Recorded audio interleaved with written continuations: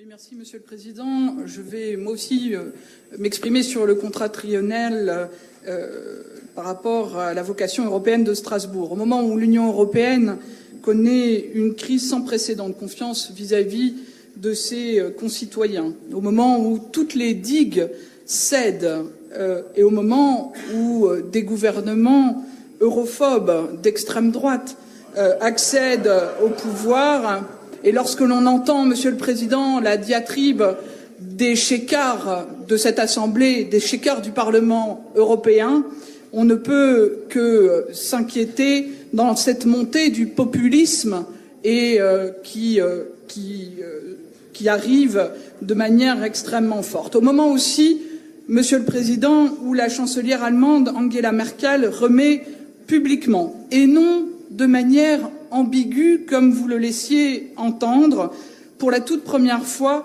dans l'histoire du couple franco-allemand, le siège de Strasbourg, sans qu'aucun son, et je tiens à le redire ici, sans qu'aucun son ne soit émis par le président de la République, ni même au moment de sa rencontre bilatérale, toujours avec la même Angela Merkel.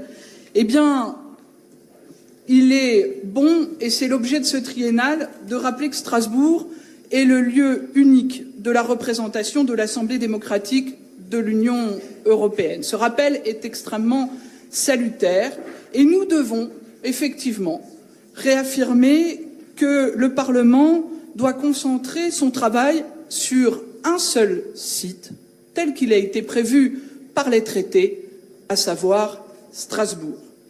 C'est tout l'enjeu de ce triennal. Notre Europe n'est pas celle de Salvini, d'Orban ou celle portée par les gouvernements tchèques ou polonais. Notre Europe est pluricentrée, n'en déplaise à l'extrême droite de cet hémicycle, démocratique. Elle devrait même, mais je sors un peu du triennal, être fédérale de manière à être plus efficace dans ses politiques publiques.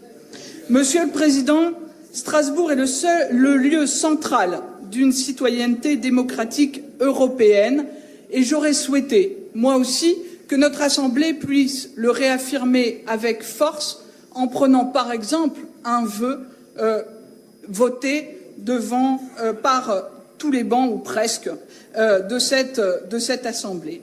L'utilité de ce triennal est pour nous une évidence et je regrette toujours qu'on soit obligé d'en passer par là et que le soutien de l'État à la capitale européenne, seule capitale européenne sur son sol, ne coule pas de source. Je regrette aussi que l'État ne prenne pas une part plus importante dans certains projets.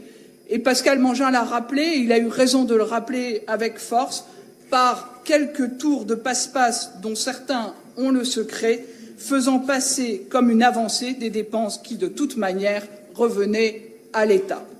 Enfin, Monsieur le Président, ce triennal fait la part belle au transport. C'est bien, et c'est même une avancée réelle par rapport au précédent contrat.